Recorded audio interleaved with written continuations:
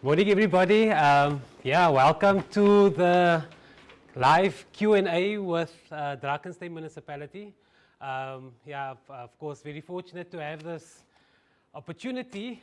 So what happened is a few months ago, we came up with the idea just to have a conversation regarding Drakenstein Municipality, and I offered questions from the community. Everybody that wanted to know anything could have sent a lot of questions. I must say thank you for all the questions. There were some valuable questions. So how the process is going to work is there's a Q&A. The questions have been posed to all the individuals in Drakenstein Municipality. I'll of course explain who is here and who is, I don't want to say who is who in the zoo, but who is everybody here. And the questions have been posed to all of them, and they of course are going to answer. But firstly, I first have to thank the municipality for this. They're very busy and probably nice to be out of the office on a Friday afternoon. So I've got, of course, thank you, the City Manager, Dr. Johan Leibrand, and then Jackie Sampson, Executive Director, and then all the other individuals here that are going to answer questions is David Delaney, he's the Senior Manager of Planning Services. Karel Lotz is the Acting Senior Manager of Civil Engineering Services. We have Nicole October, the Senior Manager of Legal and Administrative Services. Wayne Hendricks, Manager of Spatial Planning, Heritage and GIS. And then Marius Woest, Executive Director, Engineering Services. Gerald Isso, Executive Director, Community Services. Bradley Brown, the CFO. And then Cheryl Phillips, who of course is absent. And then the last person, I left him last for a reason, is Andrei Kowaleski.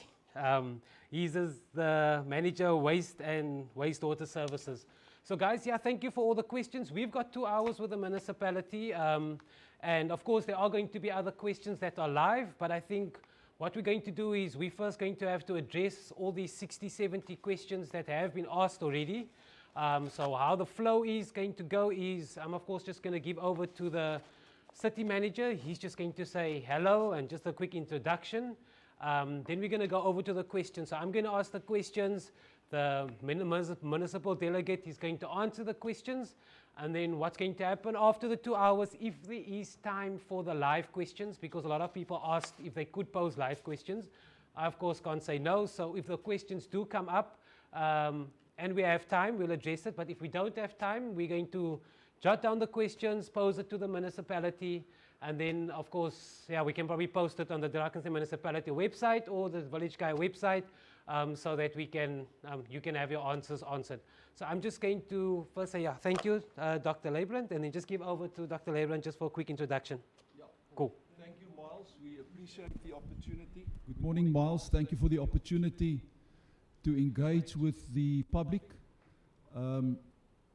It's important that we have open communication with our public.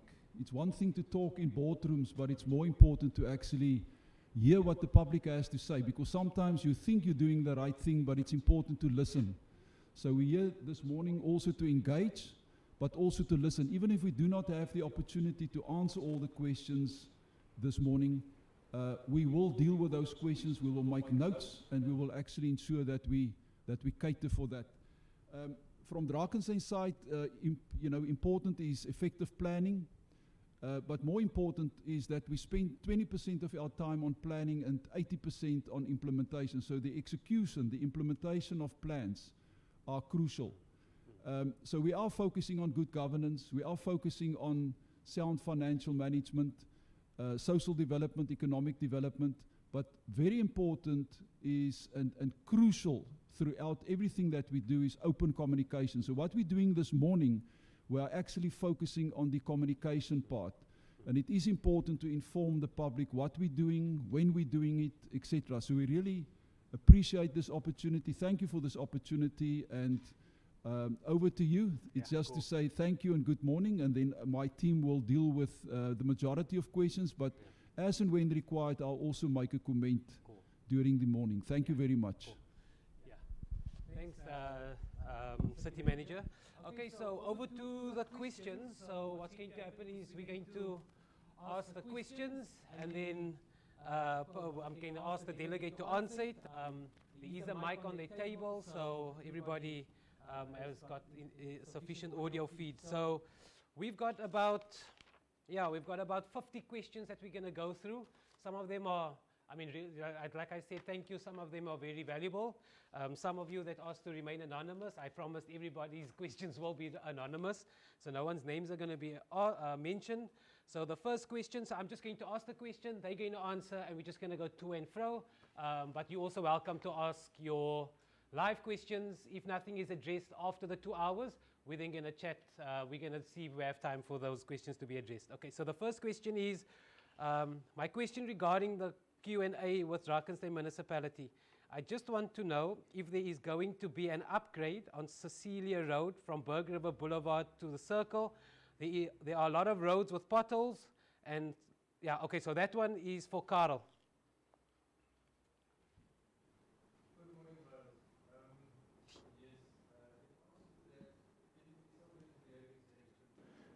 We do forward planning over a number of years in future to be able to properly budget and provide for the upgrade of all our roads within Drakenstein.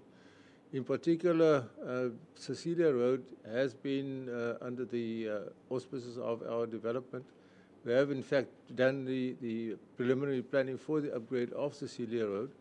Until such time as we can provide the necessary budget, that will be then that we can do the final designs and the upgrade of the road.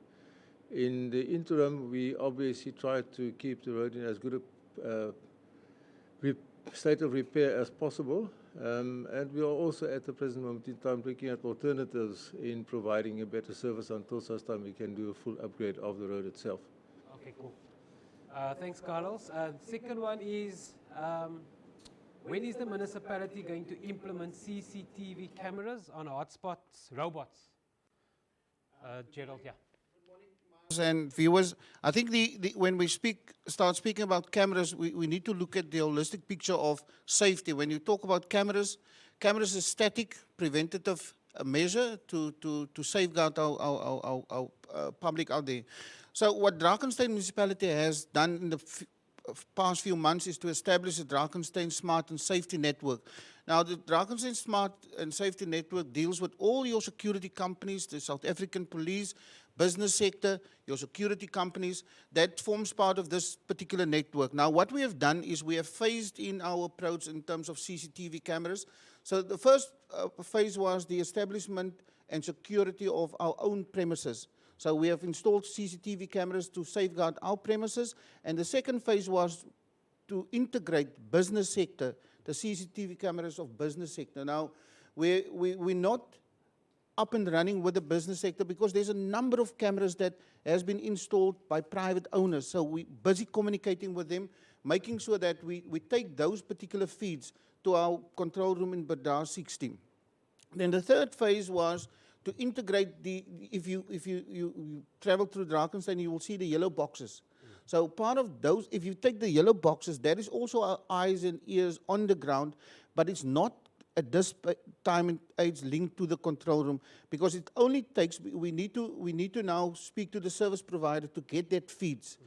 And that is to target our hotspots, specifically also to get transgressors. A second bite for the municipality to take on the transgressors that speed on our roads. And then the fourth part is that you're now referring to the cameras on the robots and the hotspots. That is one of the things that we're now currently looking at with our engineering services. I know there's a project currently running that is driven by the University of Stellenbosch, in Stellenbosch. So that is one of the things that we can do. But I must tell you, in terms of our static robots, our static cameras, we have eyes and ears on the ground, and we're monitoring those things. Okay, cool, perfect. Thanks, Gerald. Then I have another question. I have just one question that's regarding fiber availability in Paarl. For now, we have fiber in predominantly upper class areas, but we know we don't have fiber in the so-called colored areas. Spoke to multiple people, so can Marius maybe answer that question? The role of the municipality would be to approve the wayleave applications of the private companies who install the fiber. So the fiber installation is initiated and done by private companies. They will request wayleave approvals from the municipality, which we then approve and monitor. And yes, I can say that we have received way leave approvals for greater areas and more areas now. So it will be coming along. Yeah. Maybe Marius, maybe just elaborate on what is Drakenstein's role with fiber and the independent service provider? So what is that? Because of course Drakenstein doesn't approve or doesn't service it. What is that? What's the municipality's role with that? It's just the approval, not the construction. That's Okay. correct, Miles. Yes. Okay, perfect. Right, then we have another question. What real social housing plans are in the works for Paul? What is the, okay, this is all for Jackie, so I'm just going to go through both of them. First of all, what are the real social housing plans for works in Paul? And then also, what is the latest with the Lady Grey Street CBD revitalization to Jackie? Good morning, Miles, and those on our virtual platform. Firstly, social housing caters for household incomes of 1,500 to 15,000 per month. It is purely rental stock. Currently for this financial year, we have one project of 16161 Dal Josephat that caters for 360 opportunities. We are highly dependent on national government grant. So we do have projects in the pipeline for the next 3 years, which includes Vlakkeland and 557 in Bekweni, but that's subject to budget from provincial and national government. Thank you. Cool. Thank you, Jackie. And then we have another question for Marius. Are there any plans to increase public transport and non-motorized transport? Paul is the perfect size and grid for a decent hop-on, off, or expanded minibus system for schools, workers, residents of all incomes and bicycling around. It would reduce traffic, noise pollution, and air. How can we get this in place? To Marius. Miles, thank you. The planning for that is being taken up in the integrated public transport network plan. So we've done the first phase of that plan, and that takes into account all the different modes of transport and as the questions say, the setup and the various road networks and so on. But part of that plan would be how it will be funded. So the financial plan is part of that plan.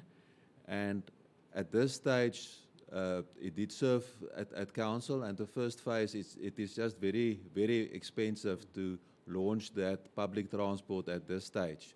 Okay. So therefore, it will be considered at the later stage again. Okay, so it is in plan. Perfect.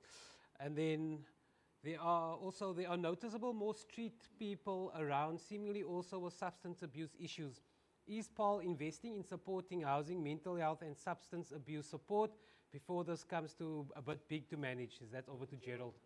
Yeah, Miles and viewers, I think what is important, we promote Drakenstein Municipality as a tourism destination, and likewise, believe it or not, people are traveling and they want to be in Drakenstein, they want to be in Paarl, and subsequently to that, our numbers in the homeless people traveling and passing through Drakenstein has increased significantly. And with the introduction or the announcement of the disaster management regulations, we found ourselves during that particular lockdown period that our numbers in homeless people has increased.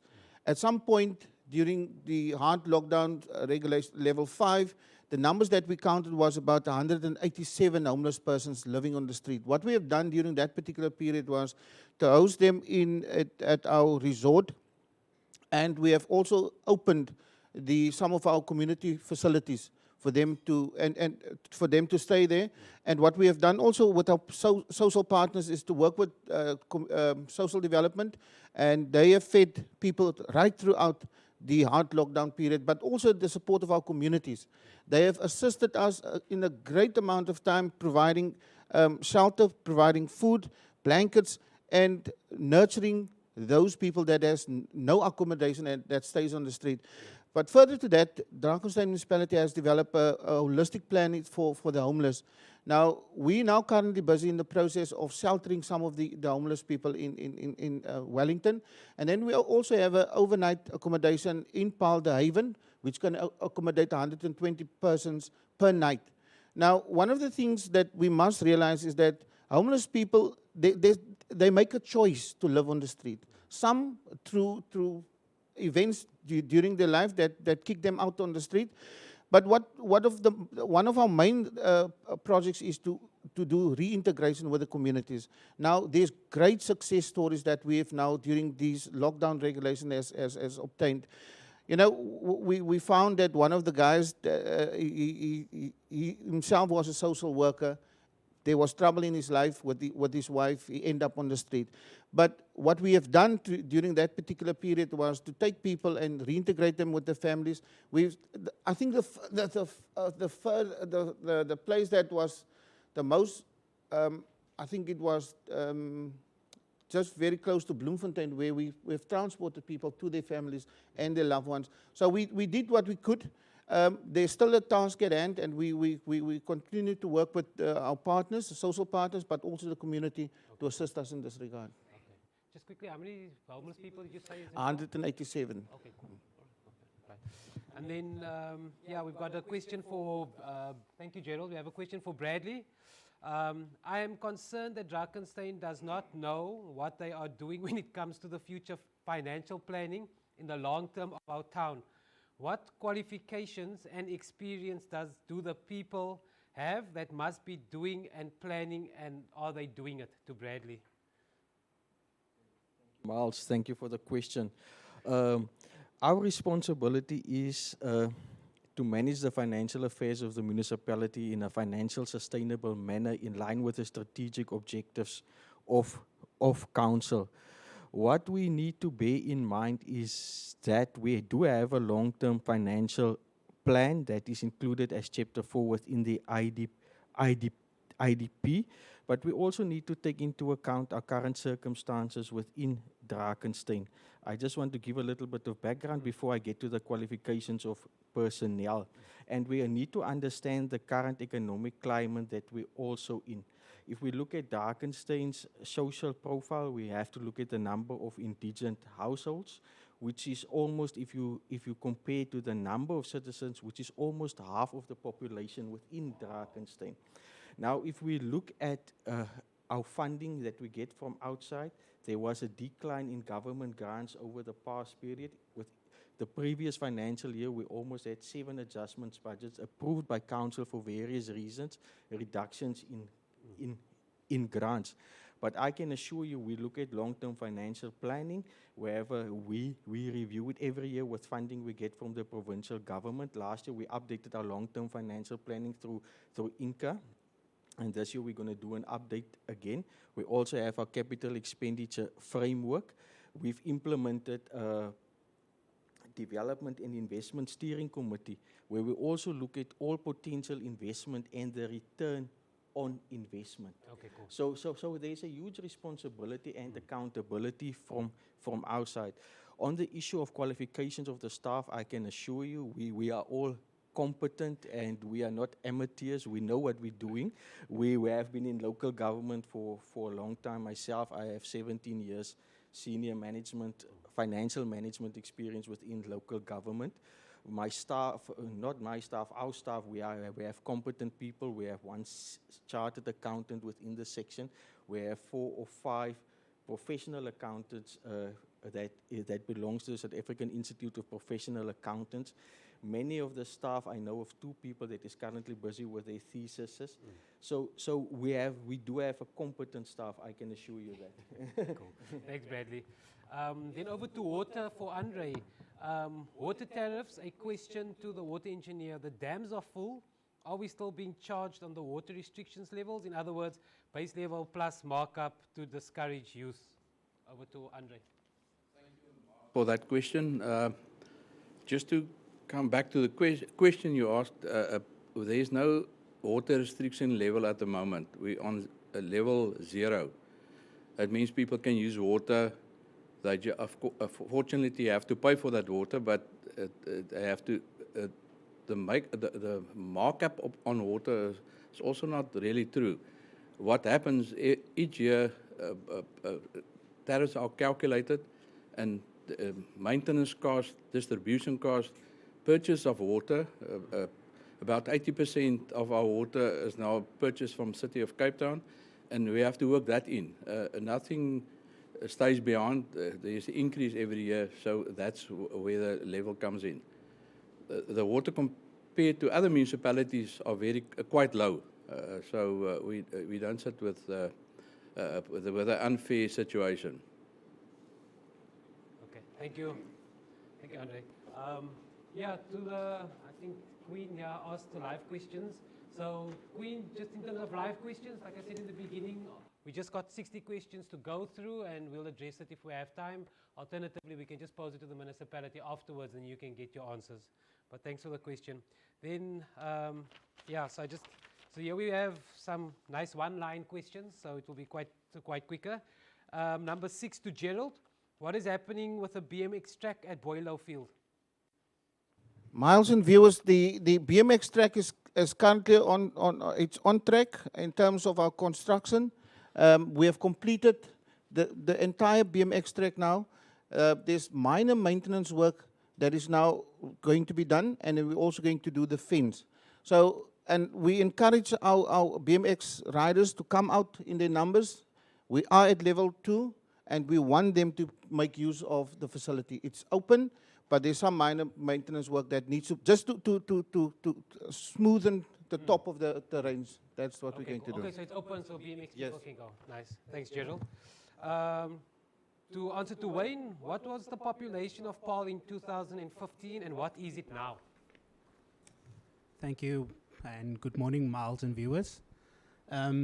During 2016, Statistics South Africa determined that the population figure for Paarl is 120,711 people. Cool. For Drakenstein, it was 280,195 people. That is for the entire Drakenstein. Okay, cool. In 2020, the municipality estimated that the population for Paarl is 128,472 people. Okay. And for the entire Drakenstein, it is 305,281 people. Okay. But we will have a more accurate estimate or determination from Statistics South Africa after the census 2021 process. All right, cool. Thanks. Yeah, then a question for David. What are the number of estates in Paarl 2015 in comparison to now, David? Okay. Good morning, Miles and viewers. Just to start off, firstly, around about 2015, there was 7 residential estates. Okay. Subsequent, 2016 to 2021, it grew with another 16. So since 16? Yes, 16. So in total, residential estates 23 since 2005. Okay, cool. Thank you. Perfect. Thank you. Right. Then number 9. What is the tender rule regarding local suppliers? If there is such a rule, does it apply to all tenders? And that's for Bradley from Finance. Yes, Miles, this is a question that pops up regularly. Unfortunately, Drakenstein applies the national legislation issued by National Treasury. Preference to local to contractors based on locality to participate in tenders are prohibited in terms of Section 217 because it must be a fair, equitable, and an open process. So the definition of locality refers to the whole of South Africa. Okay. So we can't have a definition in our policies which states only Drakenstein municipal area. So, and there was a court case tested in the Western Cape High Court, and a judgment was handed against the city of Cape Town for applying that rule. Oh, wow. So we can't apply that rule. And so to answer the question, unfortunately at this stage we can't apply locality just in terms of Drakenstein municipal area. Okay, cool. Thanks, thanks, Bradley. Number 10, schooler. Okay, I'll just speak it in English. Schools, I just want to know what can be done with the schools. Yeah, Rontam, if we can get more schools. So that's for Jackie. Thank you for the question, Miles. And I just want to highlight to the listeners out there, the viewers, that there are currently 35 primary schools in Drakenstein and 15 secondary schools. We are privileged to have well-renowned and high-performing schools in Drakenstein. There are 3 more schools required for the next 5 years. The provision of schools is a responsibility and a function of provincial government through national grants. And the responsibility of maintaining the schools is also the provincial government. We, however, in all planning applications where there are residential developments, we have to spatially make provision for schools and provide a school site according to norms and standards. Thank you, Miles. Cool. Thank you, Jackie. Then number 11, what are the advantages to Paul of having so many estates? And this is for David. Yeah. Yes, in response to that, applications submitted by private developers respond to the market or the demand for such residential purposes in the area. Such developments obviously increase the tax base and enables income for the service delivery, which must be provided by the municipality. Thank you, Miles. Cool. Thank you, David. Okay, so then we have 2 questions for Jackie. And then I'll ask them both and she can answer. How do you support and activate innovation and entrepreneurship? And then secondly, what do you do to grow small businesses and entrepreneurs in terms of support? Thank you, Miles. We support and encourage entrepreneurship and also promote innovation through a shared value creation, often joint partnership between the private sector or the potential entrepreneur and the municipality.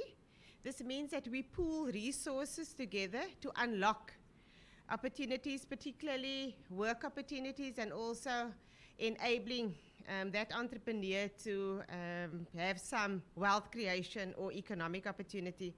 We make some of our buildings available and property available. We provide for the informal sector through hives and informal trading through properties provided for and serviced by the municipality. One good example is the building in Wellington that we made available for a gaming center for youth. And that is being set up at the moment. So that's how we provide resources within our limited budget and resource pool that we have. Thank you. Just a question. So in Paul, what businesses are available, or what offices in Paul are available for the entrepreneurs? We make our business hive properties available and around stations and transport interchanges particularly. So we also see where the market is and we respond to that. Cool. Your second question was how do we grow small businesses and entrepreneurs? Again, through linkages. We create linkages with businesses, investors.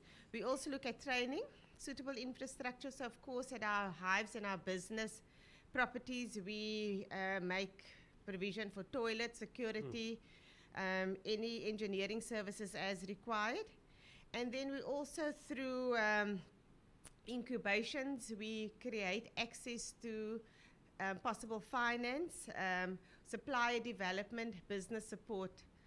And we also then respond to what the needs are of the community out there.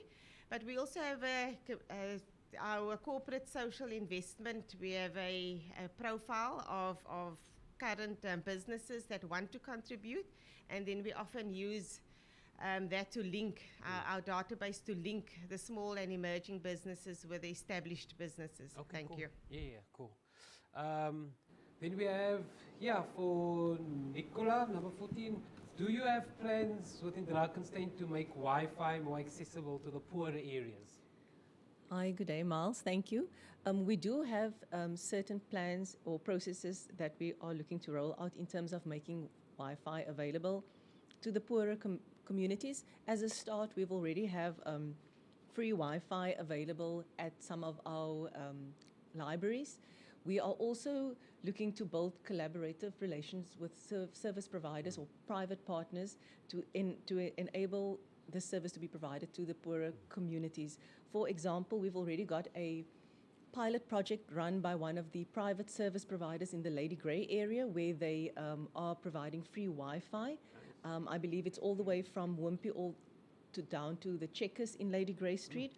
We are also in discussions with them to see how we can collaborate and assist them in terms of hardware and software, that is the physical infrastructure, as well as bandwidth that we might make available. Obviously, that is still subject to council approval, and that will be communicated once that has been concluded, and in terms of the approval processes. Another initiative, like I said, it remains a collaborative relationship, because at the end of the day, we're looking to provide free Wi-Fi to the poorer community, but bandwidth is still something that we need to budget for, because there is a cost implication there too.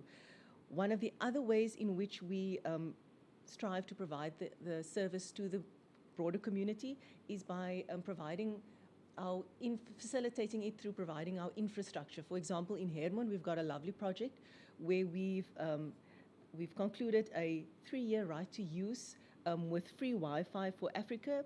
This is in Hermon. They've installed their infrastructure on the Hermon library, and every day, in terms of that particular service, 200 megabytes free per device per day is provided to the community in that area. So in that instance, we don't necessarily have the software or the bandwidth available, but we make our facilities available to the service providers. Thanks, Nicola. Thank you. Number 15 to Andre. Is our water supply enough for the growing population? Miles, thank you for that question.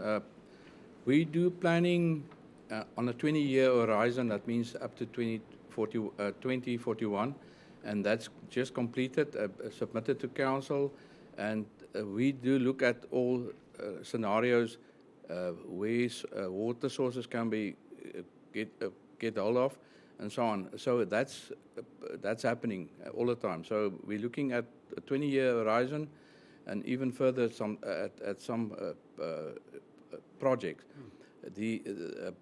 Some of the initiatives that's already been done, and that's part of the drought that we went through, is the borehole plants that we put up. We got 13 production boreholes that one can get water from, and the dam sources that we got on top of the mountain, and then we also got approval a few months ago from council to proceed with the Bravas scheme. That's getting water from the full fly scheme that we can augment from the Berg River upstream, like Paul or in Wellington for that instance. So that to make provision for the future. So, and of course, water demand management is also a big thing in the Drakenstein area. So we try to conserve water and manage it as good as possible. Okay, cool. Thanks, Andre. 16. Okay, there are 2 questions to Carl. Why do we have such a massive problem with potholes? And then, how many pothole claims have you received in 2019, 2020, 2021? And how many have you settled? That is for Carl.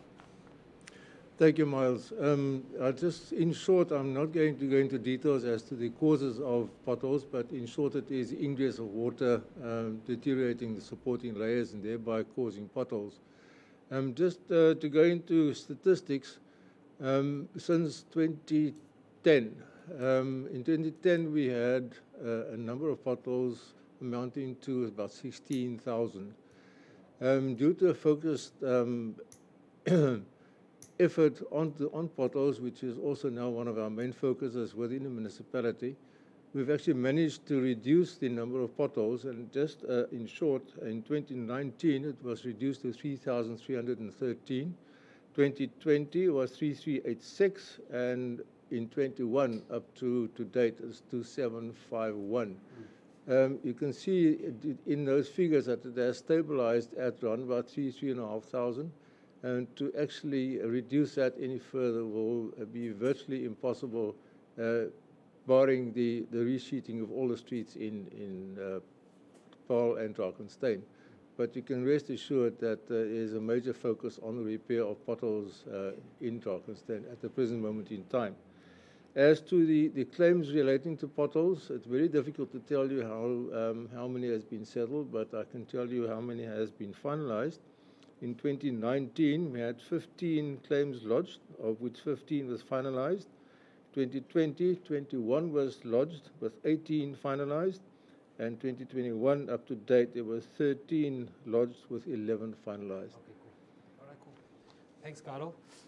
Then to Andre, why is water tariffs increasing if there is no drought? I think we touched on that a bit about, but you want to elaborate anymore? The same answer. Yeah. It's not the cost, because of the drought. We're on a level 0 at the moment, so we're on the lowest approved level, and the cost of that water is just because of production cost, purchase of bulk water, and distribution cost, and maintenance of that networks.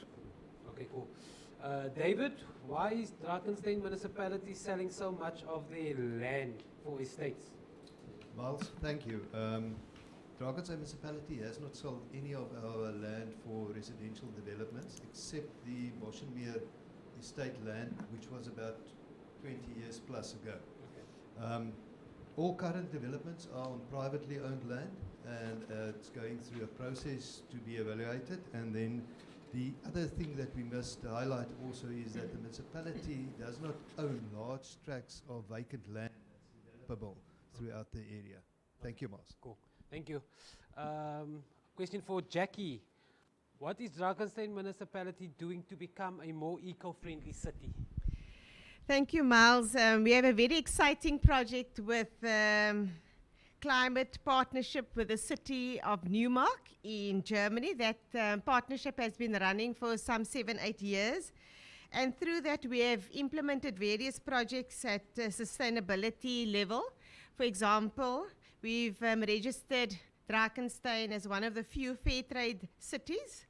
And we continue with campaigns and projects through the Fair Trade, International Fair Trade campaign. We've also implemented through our partnership with Neumark, City of Neumark, the rehabilitation of the Berg River. We've received funding, German funding, for the development of the Arboretum, and we're also establishing an environmental education center. Locally, we partnered with the Mbeku Eco Club. They are based in Mbekweni, but they do provide environmental education and programs for schools, so we collaborate with them. They visit for example, our wastewater treatment works, so there's also that collaboration with the municipality. We also implemented the household recycling program, and that's being rolled out in phases. And then with the Stellenbosch University, their Center for Renewable and Sustainable Energy, we have an MOU with them to explore alternate energy uses. And then, of course, we apply innovation in our building techniques and alternate building technology. We're also looking at the construction of the solid waste management and looking at innovation and alternate technology in implementing that. What we've also done is the Lelyfontein Reservoir in Wellington generates hydroelectricity, so that's also an ongoing project. So there's quite a bit happening, and we regard sustainability and green technology as important to support our strategy in looking at climate change and the green economy in Drakenstein. Thank you. Cool, madam. Gerald, you started a Bike to Work school initiative. Why is this stop? I must say that we haven't stopped it. It was stopped by the regulations. We have launched the project in December, as you can recall, 2020. And then we were again hit by the high level of disaster management regulations. It's something that we will explore again and make our viewers and also our citizens include them in the project ahead. So it's something that we will explore again. Okay, cool. Perfect. 22 to Marius. Why are electricity rates so expensive? Miles, Eskom increased their rates of selling electricity to the municipalities with 17.8% from July this year. Now, the bulk of our cost in providing electricity is this purchase of electricity from Eskom. So the municipality only put through an increase of 14.59% to the consumer, which is still very high, but it's less than the increase that was increased by Eskom. Yeah, I think one must understand Eskom still has got about a 420 2 billion rand outstanding debt, and they made a 19 billion rand loss in the last financial year. So Eskom is still recuperating those costs, and unfortunately that cost filter through to the consumer. I think the consumer can manage their own consumption and try to reduce their own bill. All right, cool. Thanks, Marius. To Bradley, what percentage of Paarl/Wellington population do not pay rates and taxes?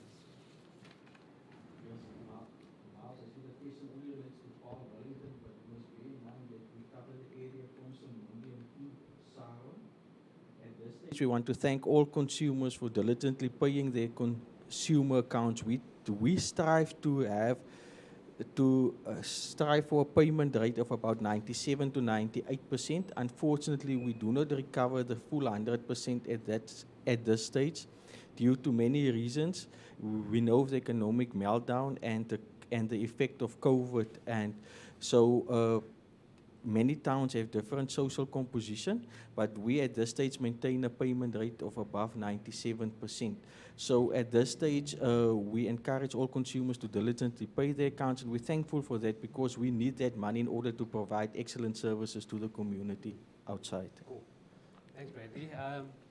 So Nicola, question: what is the role of a councillor, and if reports are given to them, how does DM ensure that it gets addressed?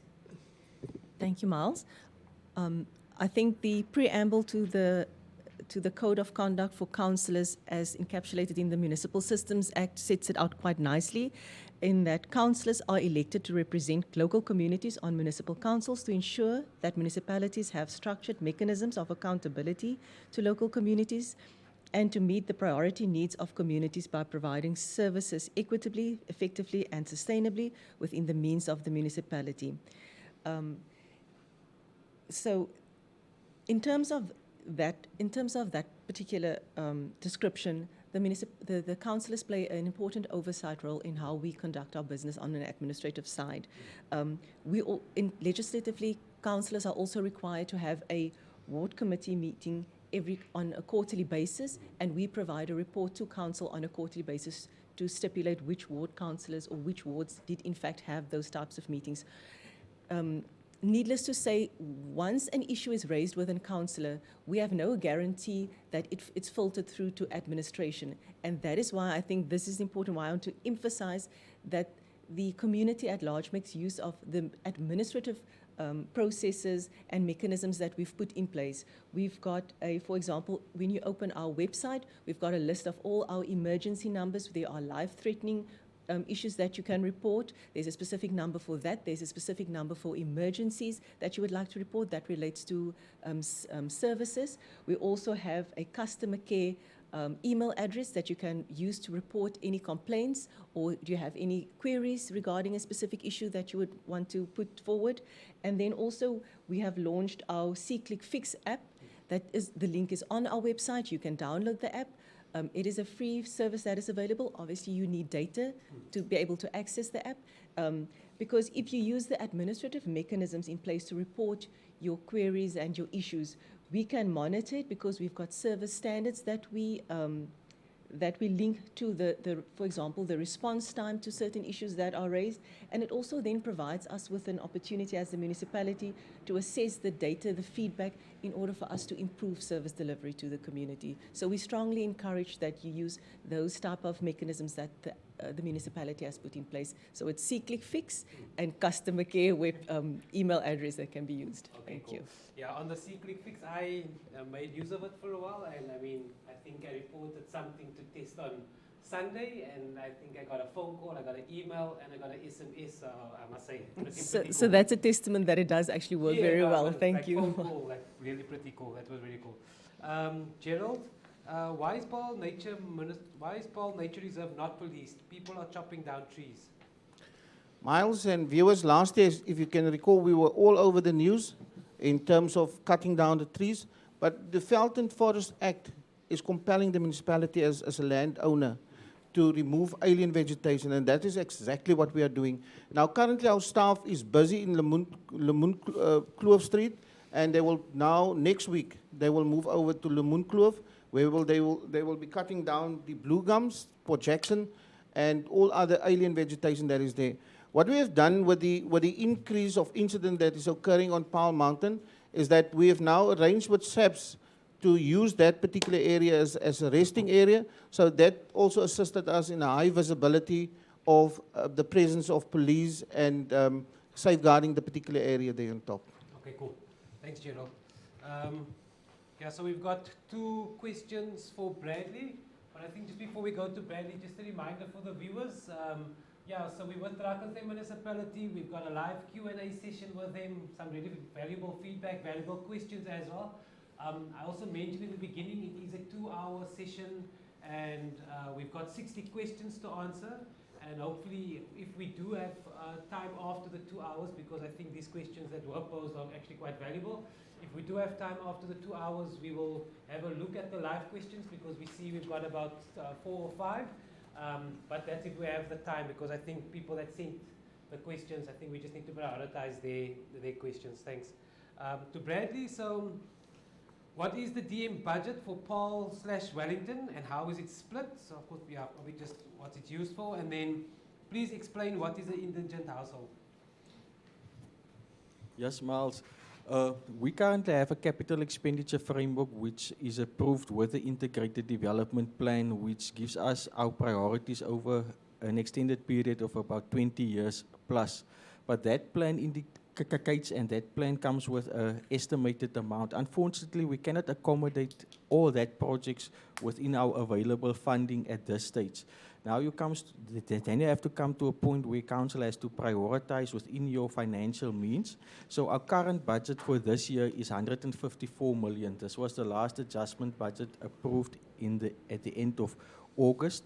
And it's difficult to pinpoint all these projects to a specific town, but it covers all the towns within the Drakenstein municipal area, and many of the projects is to the benefit of more than one town within the Drakenstein municipal area. To get to the second question in terms of household, yes, we need to provide support assistance to indigent households. These are indigent households that cannot, to some extent, cannot support themselves.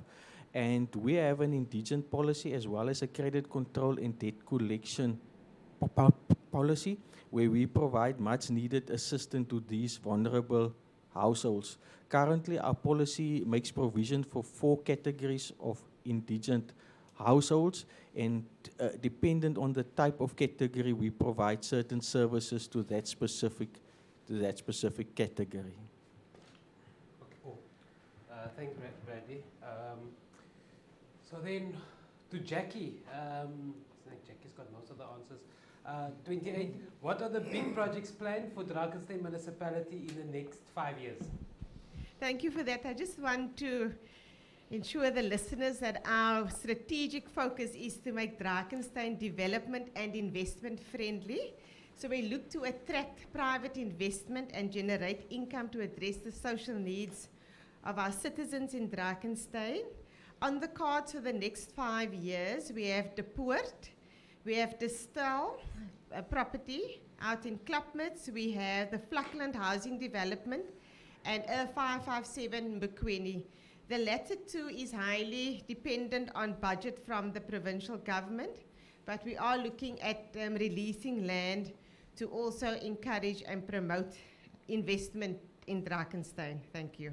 Cool. Thanks, Jackie. Gerald, again, what is the purpose of the waste management bylaw regarding waste removal? I think, Miles, the first most important thing is to preserve the environment, to care for the environment, and to ensure that our environment is kept for the next generation and the generations to follow them. But most importantly in doing so is to regulate waste and to handle the storage of waste, the transport of waste, and also to ensure that our patrons, our communities, does take care of recycling. So that is recycling at source, that is important, so that to minimize waste and the traveling of it, because it's very costly for us to manage waste. Cool. Thanks, Gerald. Nicola, how many employees are on paid suspension? Thanks, Miles. Currently, we do not have any employees on paid suspension.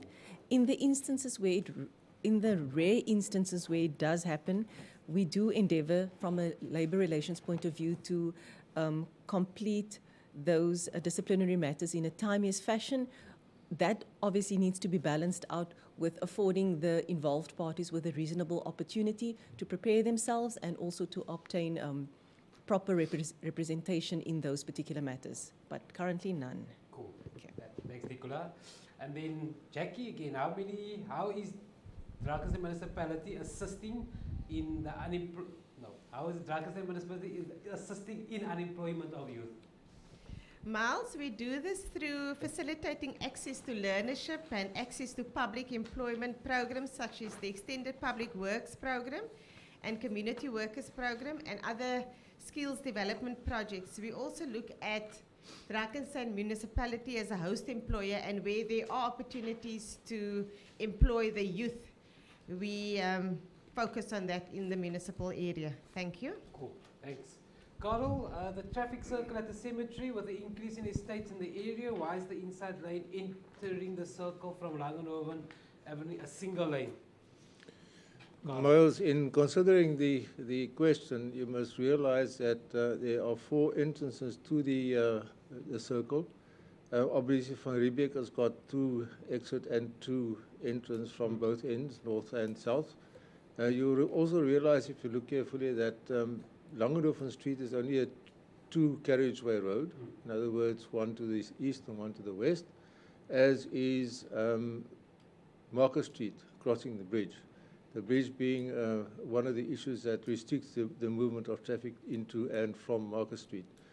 Now, should you now have 2 lanes entering from Langenhoven Street, you will obviously cause a major safety hazard on exiting once again into Market Street. You also note that, in fact, the Langenhoven access to the circle from the east is split into 2. The one is dedicated left turn, and the other one is dedicated to carry straight on or turn right. Now, one of the issues that arises here is that the road users, in fact, ignore the turn left only, and they carry straight on with that one as well, thereby causing a major issue on the exit into Market Street or going around the circle.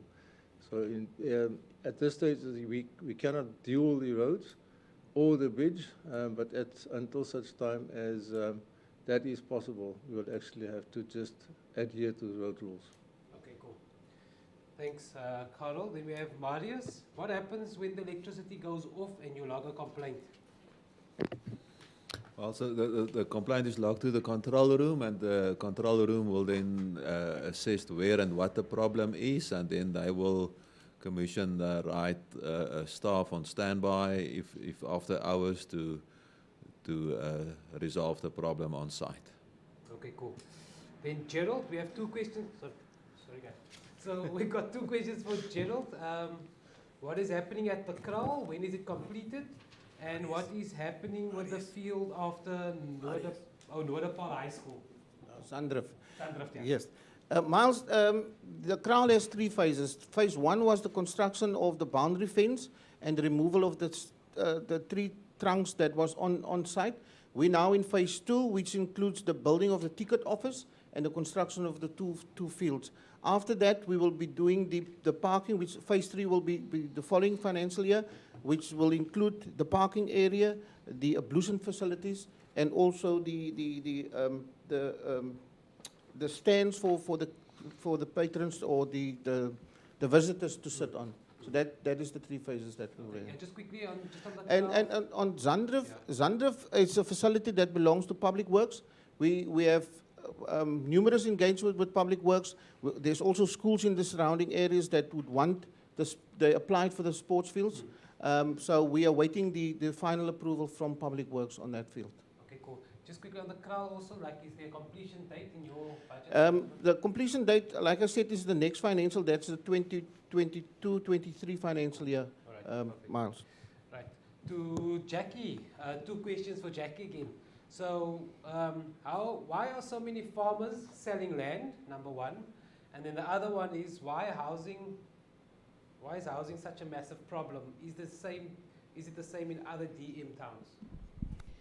Thank you, Miles. Firstly, farms are privately owned property, and it may be a response to the owner's economic circumstances as well as the market performance. We will do our research on that. I cannot extend on my response to that, but we can do some research on that and come back to you, Miles.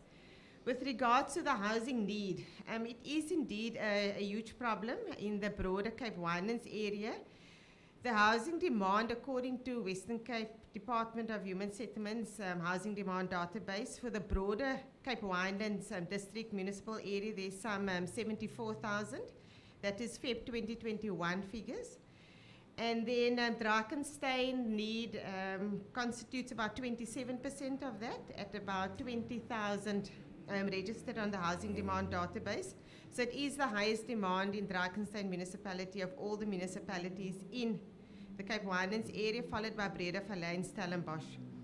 Drakenstein also has the highest number of informal settlements, but Stellenbosch municipality has more structures, and we then assume that they have more households in informal settlements.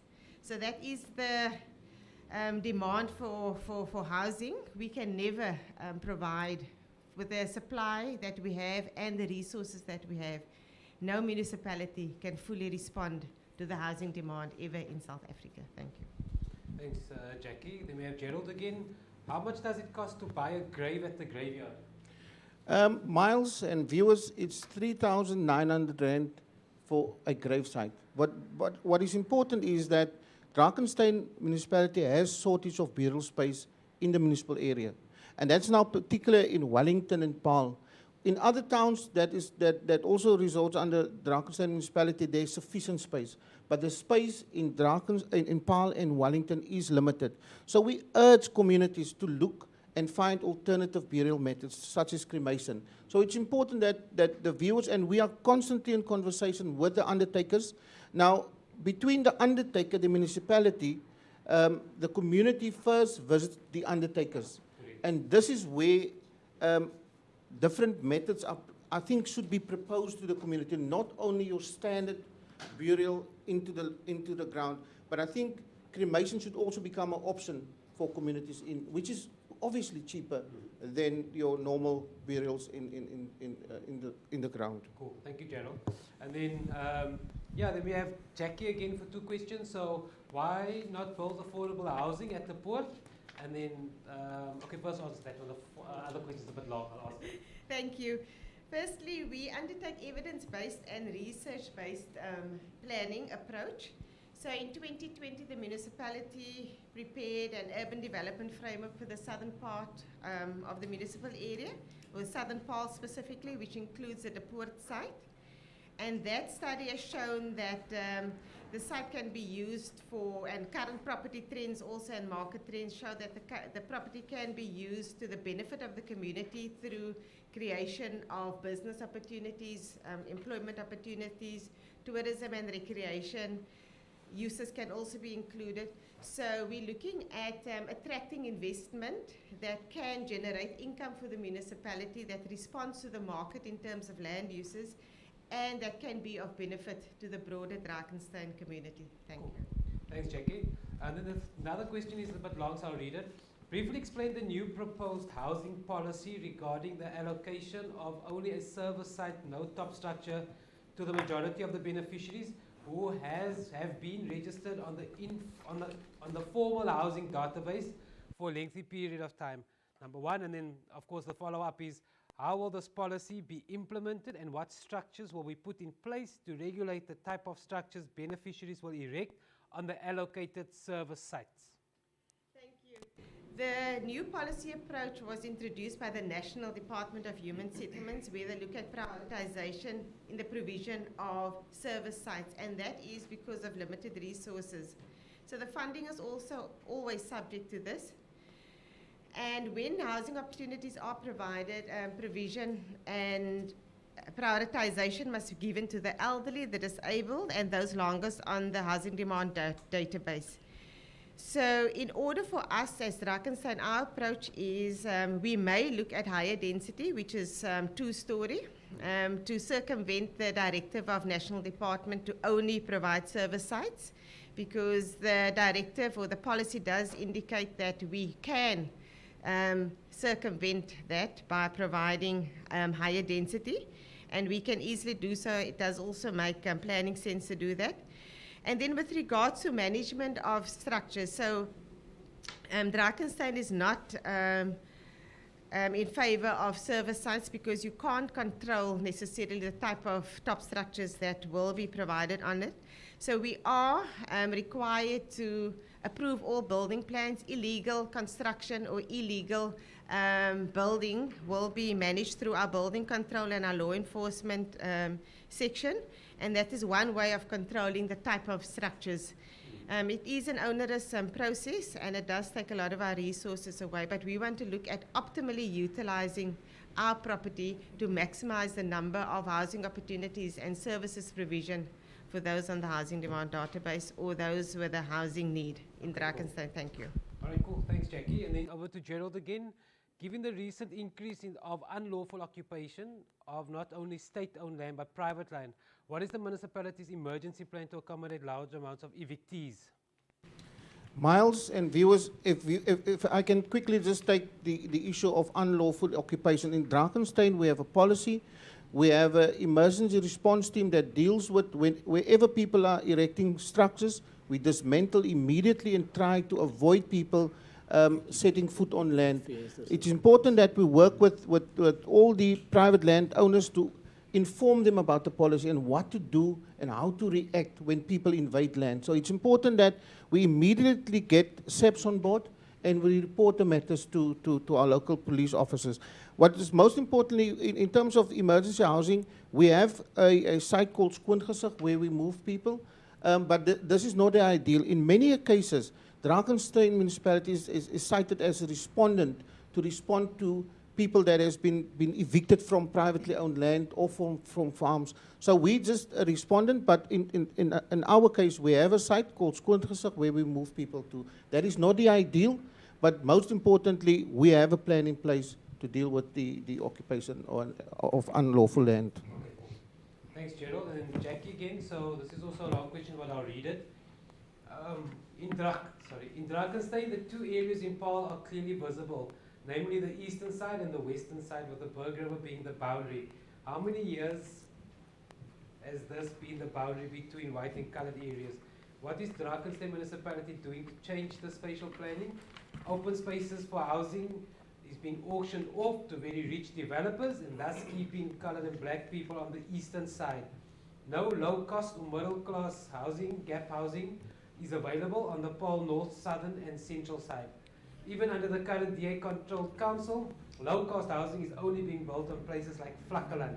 Does the current management have any plans in place to currently to change this? Thank you.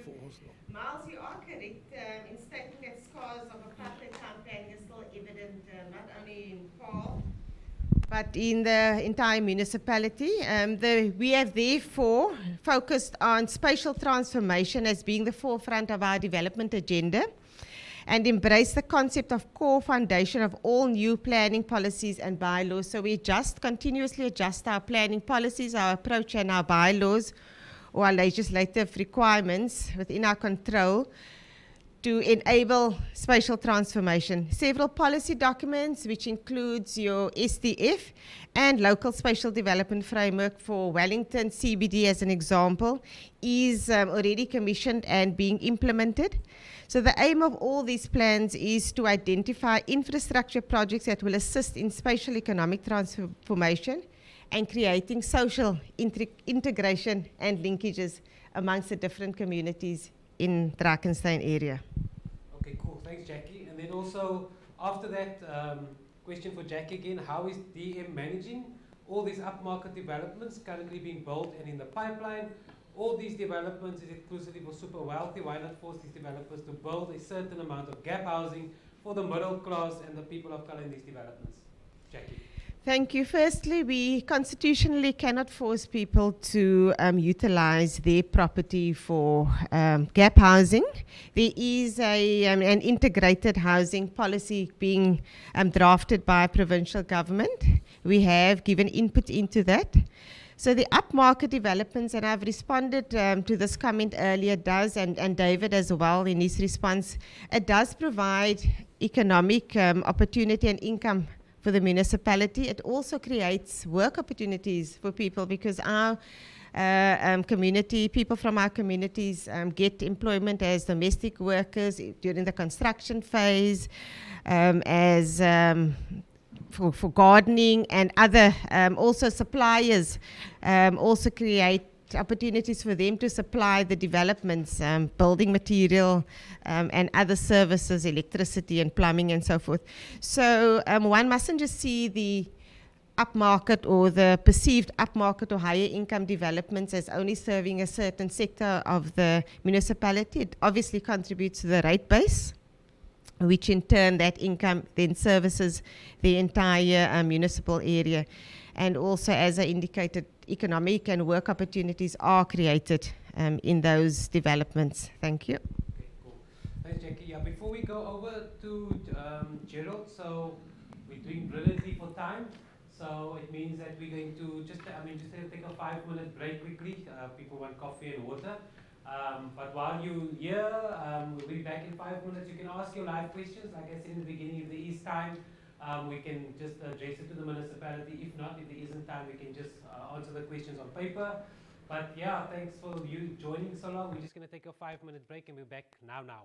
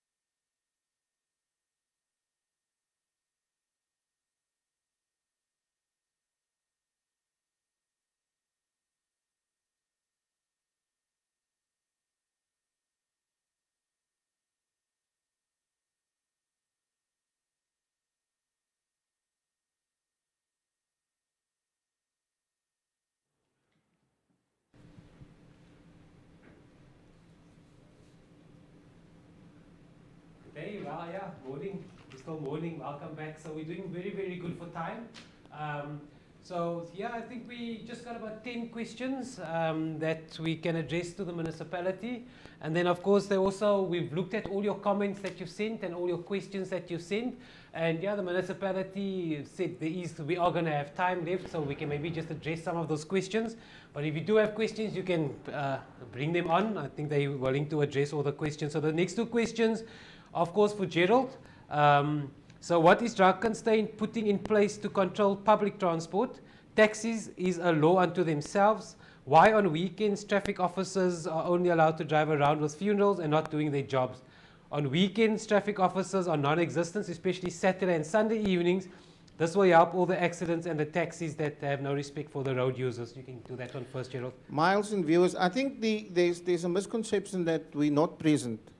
We're present in terms of traffic control, your robots. That's the first thing where we're present. We're present in speed control, and we're also present in terms of physical policing, traffic law enforcement, the roads, policing the roads.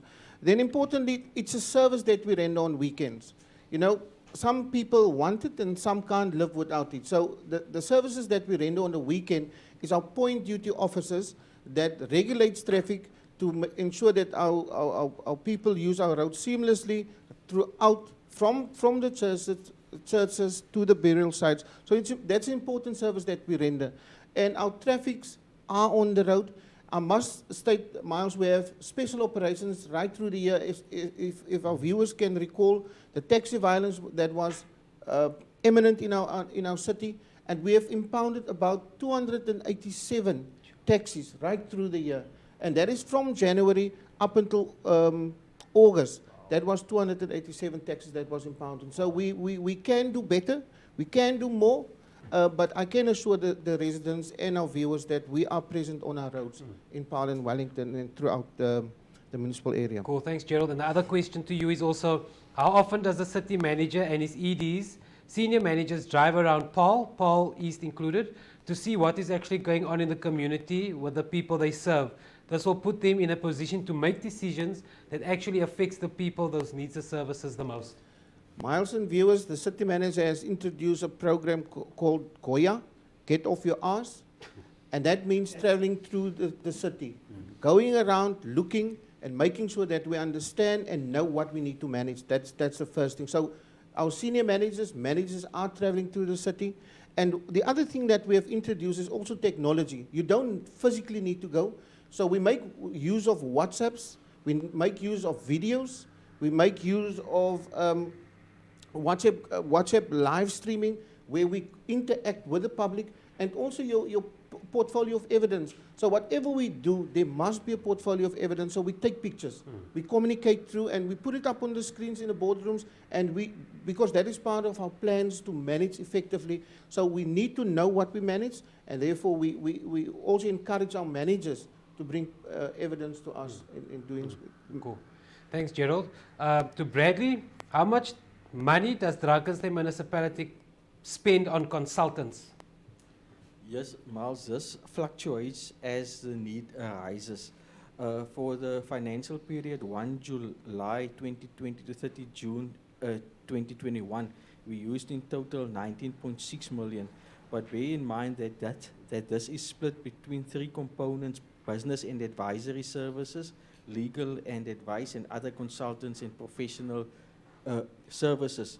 Now, I'm glad to say that this is a reduction of almost 6 million from the previous year of the 25.6 million. Currently, we do have a revenue and expenditure plan and a consultancy reduction program in place. The only time we use consultants and advisory services if we don't have the capacity in-house. But also to bear in mind, on certain projects, especially capital and certain projects, you need consultancy services. So before any consultant is appointed, it goes through a process through the relevant ED. It comes to the office of the CFO and then to the city manager. And we are very focused on effectiveness and efficiencies, and we're trying to build in-house capacity. So to use business and advisory services is a last resort when we don't have the capacities and skills. in-house. Cool. Thanks, Bradley. And then Nicola's got two questions. Do local people get preference for senior positions when a vacancy is being advertised? And what is the racial/sex equity amongst managerial positions, number one? And then the other one also focuses on HR. Okay, first do the first one, yeah. Okay. Do local people get preference? Miles, I think in a recruitment process, any recruitment process, first and foremost, it is important to note that any recruitment is geared at matching human resources with strategic and operational needs of the employer. As a city of excellence, we and public servants, in essence, we strive to provide the best possible service, and inherently that means appointing the best person for the job. In terms of our recruitment and selection policy, preference will be granted to suitably qualified candidates who are members of designated groups to ensure that our equity plan and our equity plan's aims and objectives are achieved.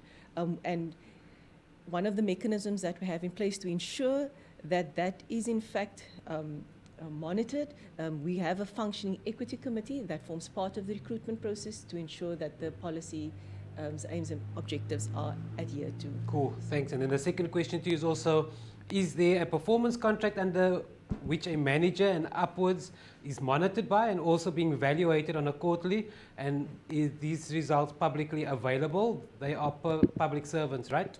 Yes. As I stated before, yes, we all employees of a municipality are public servants. Performance management contracts are drafted and signed by the executive directors, which includes the CFO, and the city manager, and in addition, also performance contracts are also signed by managers and senior managers, on which basis their performances are measured. Evaluations take place on a quarterly basis for each department at mid-year and also at the end of a financial year. Further to the above, individual and organizational performance are evaluated quarterly. These two processes are run concurrently with each other, and the organizational performance is reported quarterly. And these reports are also forwarded to the Auditor General, the Provincial Treasury, National Treasury, as well as the Department of Local Government. And it should also be noted that in terms of legislation, organizational and individual performance, evaluation by law is required biannually. At Drakenstein Municipality, we do it on a quarterly basis as well as on an annual basis, and all these reports or documents are public documents. Cool, thanks. So it's publicly available. Then Bradley, the next three questions, so I'm just going to run all three too quickly. How much money is currently being used to rent buildings from private entities, number one? Number two is, have they received a salary increase in this time of pandemic while people lost their jobs, houses, and taking salary cuts? Number two, and number three is it true about the loans on which they pay interest of millions? All three for you, Bradley. Yes, Miles and viewers, thank you. Let me respond to the first question on the renting of buildings. Currently, we do have lease agreements for about 4 buildings. It's a Nedbank building, it is the Urban Growth, and the Bradar Street building where the municipal court is situated. Now, for the year under review, that was 1 July 2020 to 30 June 2021, we spent about 6.9 million in terms of renting of these buildings that houses municipal operations. Now, just to add to that, one of the buildings is currently on the capital budget that we're leasing, that we want to buy the building. In terms of the other leases, we have a municipal facility management plan that is in place of looking at ways to incorporate where we lease buildings to move that current municipal operations into municipal buildings. That plan has taken effect, and so there needs to be some modifications and alterations to current municipal buildings to accommodate those staff situated in other buildings. And that is our process that we're working towards within the next 12 months to get to accommodate our staff in our own buildings, because that is the best way to go. Miles, in terms of the second question, this is currently a hot topic in terms of salary increases, and what the viewers must note is what very important: municipal salary negotiations are not bargained at the local level. It is bargained on the national level between the South African Local Government Association, which is the employer body SALGA, the two trade unions, which is IMATU and SAMWO through the Bargaining Council unit. We give our mandate through in terms of what we can afford, but it is bargained at the national level. Now, if you recall in the media last year, Drakenstein applied for an exemption hearing based on the current economic climate and the effects of COVID, where we didn't implement salary increases. Unfortunately, we lost that case and we had to implement salary increases of 6.5% and notch increases of 2.5% due to the fact that it is bargained at the national level and we had to implement it backdated.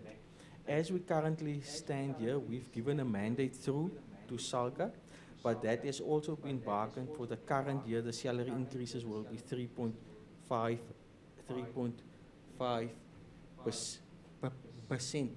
But what is important to note is that permanent staff fall under the Bargaining Council agreement, but senior managers fall under the remuneration of senior management in terms of the Municipal Systems Act. And that increases comes out with a proclamation each year by the Minister of Cooperative Governance and Traditional Affairs. And important to note that senior managers within Drakenstein didn't have a salary increase for the past 3 years. And more important to note is that the remuneration of councillors fall under the Remuneration of Public Office Bearers Act in terms of the Structures Act. And for last year, no increase was approved for councillors. So councillors will earn the same allowances as they did the previous year. But just to add to that, currently we give our input, but we don't have much control over the outcome of the negotiations because it is bargained at the national level between SALGA and the trade unions. Yeah. Cool. And then the third question? In terms of the loans, yes, it is true. We have an outstanding loan balance of about 1.6 billion rand with 3 major banks, that is Nedbank, Standard Bank and the Development Bank of South Africa. But important to note, these loans were taken up for investing in municipal infrastructure. Now, all this money were invested in infrastructure, and these were based on potential growth rates of the Drakenstein municipal area. Now, unfortunately, the economy took a dip before COVID, and COVID just hit another nail. But currently, we do have that loans, and we are contractually obliged to service that loans. We are, in terms of our long-term financial plan, we have a plan to lower our gearing ratio at this stage to bring it in the region of 45%. Okay. But we can. The biggest crux to the matter is to reduce that percentage, we need to grow the economy in terms of our revenue, and then it will bring that ratio down compared of total external loans to total revenue. But at this stage, we do service the loans and. Okay, cool. All right, thanks, Bradley, for the 3 questions. Then we have a question. It was for Jackie, but Jackie just had to leave quickly. But Carl will answer this. The state of Berg River before the winter rain. River channel in overgrown with alien plants, which are a water user. And then she spoke to someone, and the lady said she'll promise to sort this out this year. Are there any plans for this in place? Thank you, Miles. Yes, in general, I just want to make a general statement in that within Drakenstein, we've got a total of about 42 kilometers of rivers and streams that we need to attend to. We do attempt to attend to all these rivers twice annually. And unfortunately, we did go through the Berg River, but with the undue rainfall we had, the aliens obviously took a little bit over, and we need to attend to it again. But we do attend to all alien growth by both myself, the stormwater team, as well as the parks and recreation areas. but that will be attended to again in a very near future. Okay, cool. In the Okay, cool. Cool. And then the second last question is for Gerald. Does DM offer the service of printing funeral leaflets and bookmarks? Miles, I think, like, as I indicated earlier, the undertakers perform that function because the community members visit them. We do have, however, if people would want to, there is the service is available at our local libraries at a cost, and but we do not do that exclusively for people. Okay. Right. And then the last question, so of course this is the last question of the questions that were posed, so we're doing nice for time. The municipality has agreed to answer some of the live questions, so it's the longest question, so I left it for last and it's for Gerald. Ek is woonagtig in Mountain Ridge Estate. My skrewe is aan die Q&A session with DM. Ons as gemeenskap daar langer deel van Drakenstein Municipality. Ons is die eerste fase omtrent 80 huise, almal met minimum koopprys van omtrent R600,000. Gevolglik betaal ons plus minus R850 per huis. Houding vir rates wat natuurlik fair is.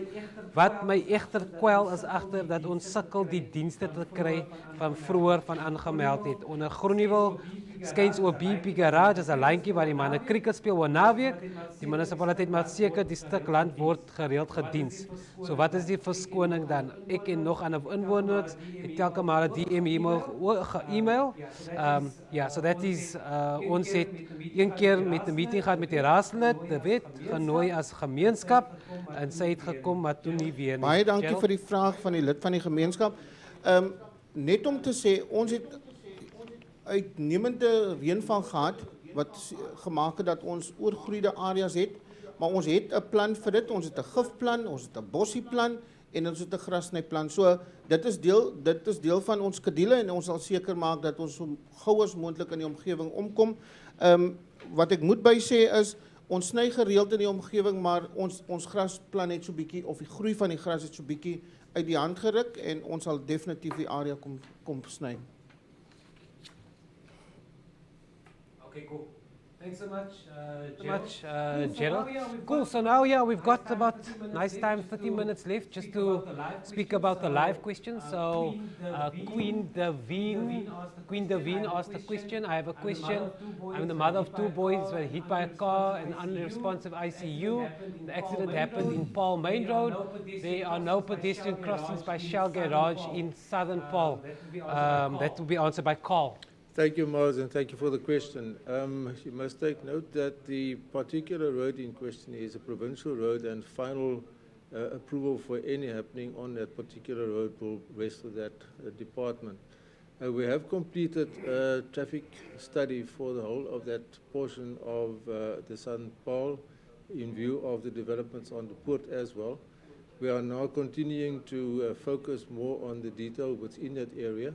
And I take note of this particular issue, and I actually appreciate the submission, which will now be followed up by evaluation of the area to establish whether the provision of a pedestrian crossing is warranted. Should it be warranted, in our view, it will be submitted to province for final condition and approval, after which we can install. Yeah. Cool, yeah. Thanks, Carlo. Cool, thanks, Carlo. And then the second question we got from Leila Shailene Abrams.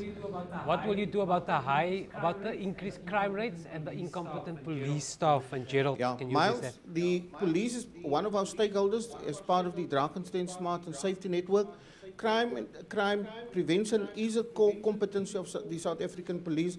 Now, being part of our network, it gives us the opportunity to directly speak to the police to increase their visibility, making sure that crime is reduced in the area. Drakenstein obviously plays a role in terms of your municipal bylaw enforcement, your traffic law enforcement, but as a partner in the safety space, we will obviously convey and discuss this matter with our police services in the municipal area. And then there was also a question from Dylan regarding entrepreneurs. They just want to know where can they get contact. I think David will answer, yeah. Thank you, Miles. The senior manager for that area is Cheryl Phillips, and the manager is Moses Mslangeni, and we will provide the contact details Furthermore, on the landing page of the Drakenstein Municipality's website, there is a button that refers to business development. Click on that, and then you'll get to SMME business support for further information also. Cool, Thank you. right. Thanks, David. That's on the website. And then Gerald also, there's a question, what are they doing with the people living on the streets? I think we touched on it a bit, but maybe you can answer. Michelle must obviously come and assist us. I know she's doing social services in Stellenbosch. What we're currently doing, Michelle, in terms of the homeless, we have the Haven currently there. So we are discussing with social development as well as the Haven to increase the capacity for the intake per evening, and not only the 120, but we're working with DSD and all the social networks in the municipal area. Cool. Thanks, Gerald. And another question also from Lindsay van der Berg. Recently in Pretoria, a man was arrested for planting cabbages outside on the pavement. What is DM's position of growing food in public spaces? Food and nutrition obviously is a big challenge currently with COVID, who increased the number of job losses, people being without food. So if any person plants food or vegetables on the pavement and it can be distributed, it can be used, we obviously support that particular one. We now started with a program in Drakenstein, beautifying the city. So we actually started with pump your pavement, but we realized that the concept is not accepted by all. So we say beautify the city. So we started yesterday with one of the communities supporting the municipality in beautifying the parks. So there is a great number of enthusiasm amongst our community. So whoever would want to do vegetable gardens, they must contact us at Drakenstein Municipality, and we can obviously see how we can partner with them to work together in making that dream come true. Okay, cool. Thanks, Gerald. And then just quickly, Michelle Peterson, also on the ward councillor, that will be referred to the relevant person in charge. We don't have that answer. And then, of course, from Dylan again, Martin, 27 to Jackie, we've got more or less an idea of the plans for the port. Will local businesses be considered first for these opportunities? Miles, thank you. Appreciate it. And just to respond to Dylan, yes, they will be part of the process that will be rolled out. So there will be consideration given to locals. Thank you. Cool. Thanks, David. And then, Gerald, we've got a question for the Kraal from Celeste D. Cupido. The high visual impermeable wall fencing at the Kraal does not allow people to see activities take place on the site and is counterproductive to the community taking ownership of the facility. Also not good in terms of planning for users. Yes, Celeste, we must take note that many of our fences has been taken off by people. So the construction of that particular brick wall is vandal proof. We just yesterday at Paris Cemetery, we have taken off the fence again to put up a vibricate because we know people taking our fences. So that particular wall is there for a reason. And I take note of a comment that it is not the best aesthetics that we have, but it is at least the one that we believe would stay for a very long time at the Crown. Okay, cool. Thanks, Gerald. And then we have a question from Lucian Anderson. DM must provide support and awareness to the community and business owners around cybersecurity and online safety. So we're going to speak to Nicola. Yes, we take note of that particular question, Miles. We will definitely investigate how we can, through our various social platforms, impart with some valuable information regarding cyber safety. So we'll definitely look into that.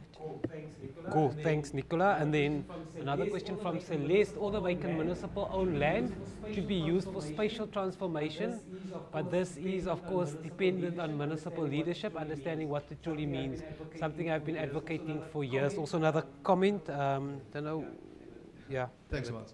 Yes, sorry. Celeste, thank you. The comment and proposal is appreciated and is laudable, and you're quite right. Yes, it must be part of the municipal processes, and that's what we're currently doing. We're looking at the usage of municipal vacant land and to form part as far as possible of that. So thank you. Thanks, Mark. Okay, cool. Thanks, David. Okay, cool. Thanks, David. So you just have two more questions. I don't know, maybe if municipality can, if there is someone that wants to answer it, just go down that one, yeah, from Anita. Do they know that people younger than the age of 30 are getting RDP houses? I've heard it says elderly and disabled get first. What is the difference as most people are waiting since 2000? Yeah. David Miles, before. again, David again. Yeah, thank you for that. There's a housing demand database, and it's work from the top down, and as it's allocated, the next person in line comes available. Obviously, there are times that people can't be reached, then the next person in line gets approached to be a beneficiary in the project. Cool. Thanks, David. Cool. Thanks, David. I think we just on Candice Lee. Gerald mentioned something about the safety, but just go up quickly, Danger. Up, down, down. Candice Lee. Up, sorry. Forward, grab. Yeah, that one. Gerald touched on it, so this is just a question from Candice Lee. How is the municipality contributing to safety and security in all areas of Paarl? What programs and projects are available that residents can join and contribute to in order to make our neighborhood streets and properties safer? Yeah. Okay, so this is someone that Candace, wants to I get think the involved. first step would be to establish a street committee. And then secondly, a neighborhood watch, and also to join the community policing forums.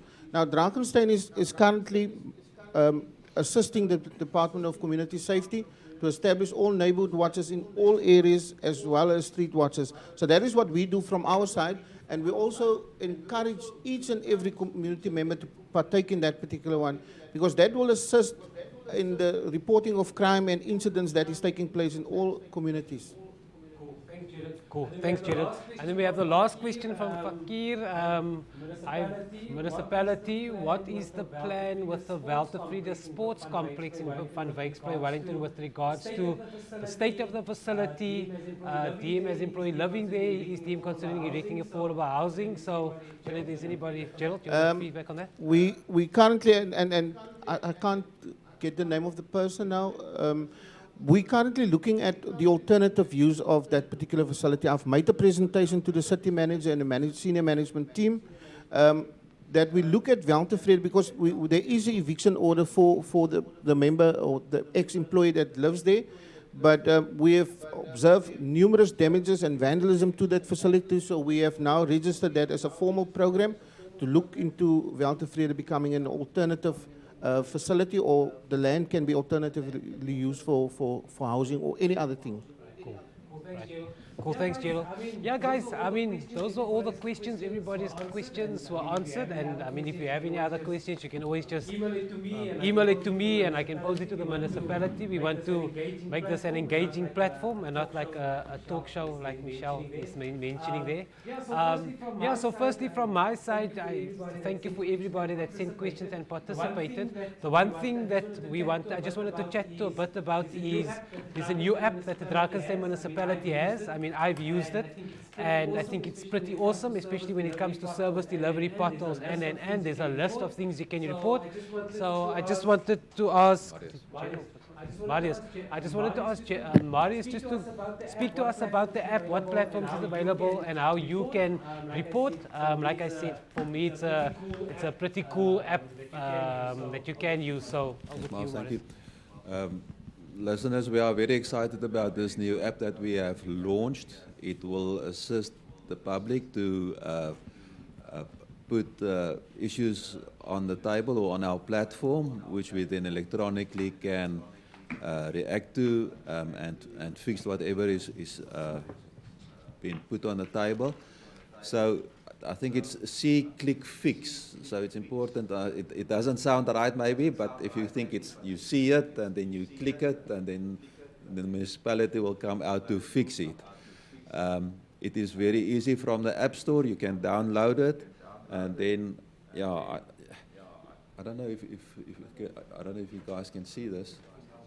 I think I'll use mine. Will you zoom on?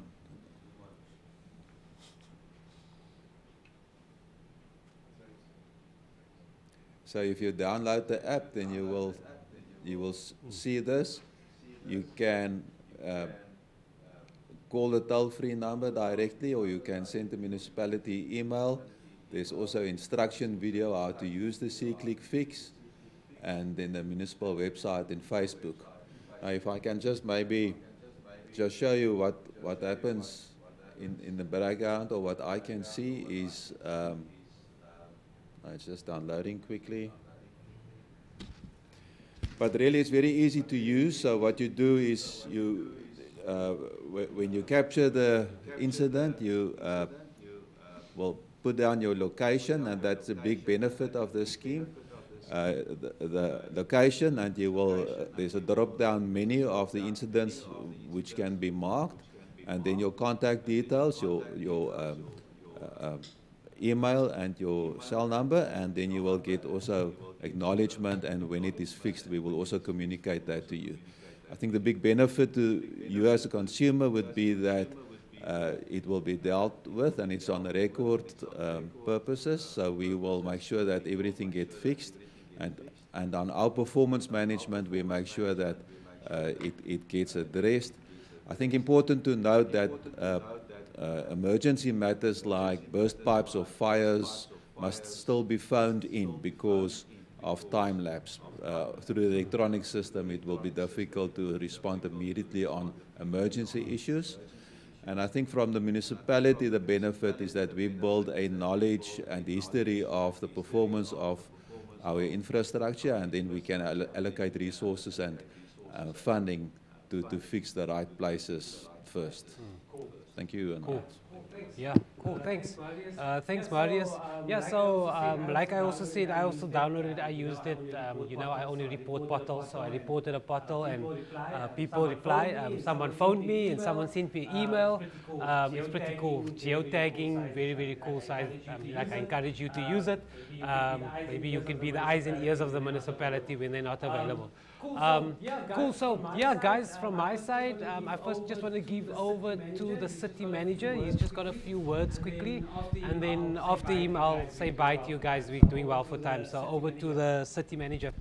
Thank you, Miles, and thank you for this opportunity. Also the viewers and the residents of Drakenstein. I think this is the way to go, to come here. And you can ask us any question, we'll deal with the question. We're not coming here rehearsed. I saw one comment there, we hope this is not a talk show. We don't believe or entertain talk shops.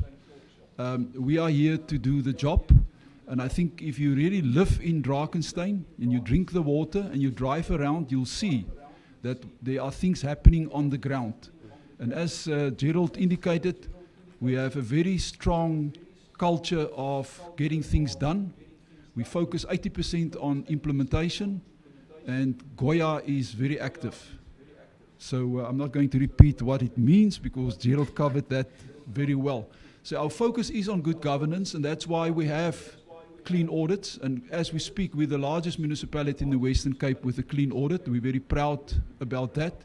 We also focus on sound financial management. So we must stretch our hands. So we must do more with less. So we are really focusing on not dropping the standard of service delivery, and you can only do that by focusing on efficiencies. So I think we're also doing well in terms of that, but we must never forget that our main focus and core job is service delivery. And I think that, you know, we are focusing on bossies, gras, potholes, waste.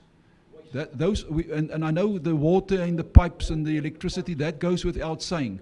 But our theme as we speak, potholes, grass, refuse.